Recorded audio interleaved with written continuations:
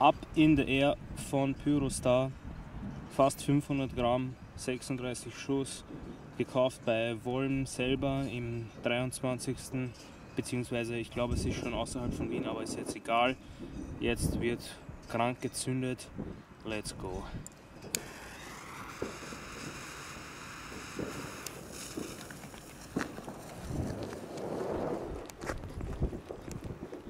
Hoffentlich zerstört die nicht mein Equipment.